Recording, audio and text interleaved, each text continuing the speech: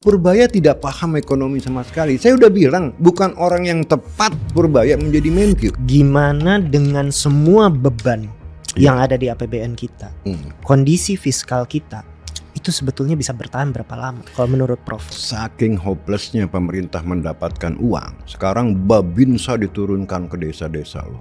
Ya, polisi diturunkan untuk memantau pajak dari masyarakat. Ini udah sangat dahsyat loh. Desperate ini gitu ya? Udah desperate banget. Bagaimana Purbaya menjual panda bon ke Cina sana, nggak ada yang mau beli. Dan kita tahu bahwa balasan dari Cina adalah, ya kita harus 1 tahun dulu mereview Anda.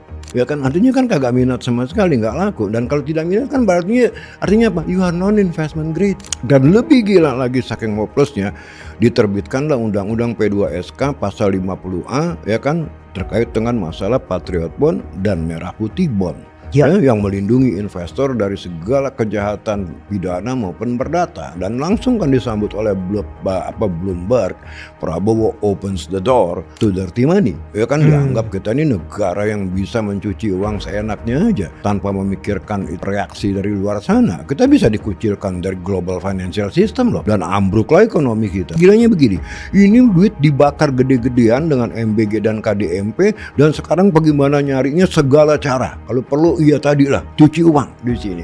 Kan itu bukan negara yang baik, bos. Kalau bos tanya berapa lama kuatnya fiskal kita untuk menjamin ini, ya kan? Ya, saya rasa jauh berbeda dengan tahun-tahun sebelumnya lah. Sebab ini terjadi kepanikan. Memang kita punya SAL, kalau nggak salah sisa anggaran lebih itu kemarin harus sekitar 400 T ya. Udah gitu gilanya lagi, Purbaya ditanya oleh DPR, kenapa Anda pindahkan lagi SAL? Apakah Anda sudah mendapatkan persetujuan dari DPR atau tidak?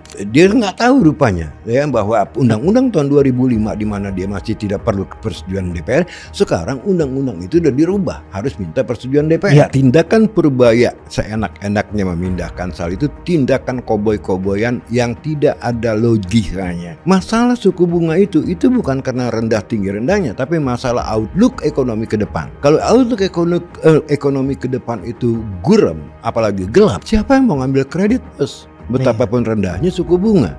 Artinya Pak Purbaya tidak paham ekonomi sama sekali. Saya udah bilang, bukan orang yang tepat Purbaya menjadi Menkyu, karena saya tahu dia sejak saya di Dana Reksa sama dia 26 tahun yang lalu. Dan terbukti kok terbalik-terbalik ya kan, dia punya kebijakan.